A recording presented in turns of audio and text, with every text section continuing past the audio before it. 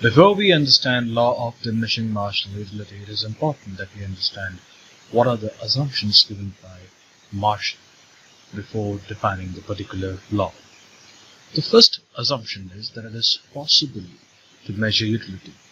As discussed in the previous video, we assume that utility can be measured, and as you would rightly remember, the utility is measured in terms of units. So utility is the one satisfaction power of a commodity, and utility is measurable with the help of units. Second assumption is that whatever you are consuming that without a break. So you are not giving it a miss. Let us say if you are consuming burgers, then you are continuing to consume burgers at that particular moment. Because if you are to take an example where you say that, okay, I'm going to have this burger today, then tomorrow I'll have a second unit, then this law would fail. Therefore, we assume that the law is only applicable if the consumption is regular. So there are two assumptions that we have discussed so far. It's possible to measure utility, and you are doing your consumption regularly. You are not skipping anything. The third and very important assumption is that the consumer who is involved here is a rational consumer. Now, who exactly is a rational consumer? Rational consumer is somebody who wants maximum satisfaction out of his spending. So we assume that the consumer we are dealing with is a rational consumer. Fourth and a very important assumption is that we assume the marginal utility of money to be constant.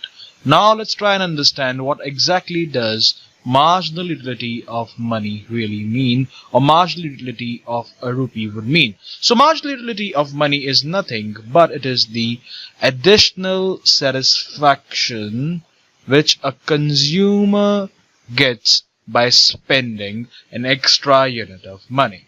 So I'm going to repeat this once more. Marginal utility of money is the additional satisfaction a consumer gets by spending an extra unit of money.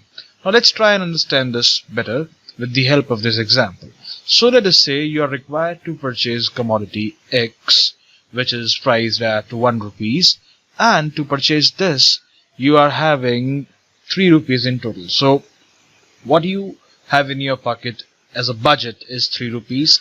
The MRP of the product is 1 rupee. So how exactly would the marginal utility of money concept apply here?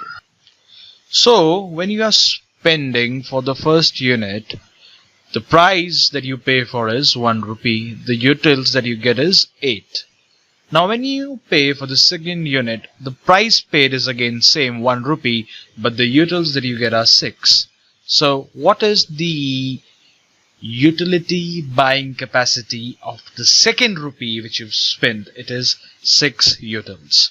When you spend the third coin, the third rupee, you get another additional utility which is 4. So mu of a rupee is nothing but mu is the additional satisfaction, M is the additional satisfaction that a consumer would get by spending an extra unit of money. So basically, if you have understood these assumptions, then you should be able to understand the law of diminishing marginal utility.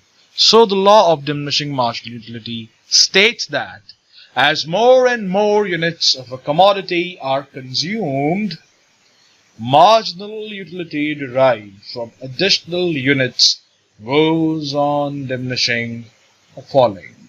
That means when you start increasing consumption unit by unit, the additional utility derived from each unit goes on declining.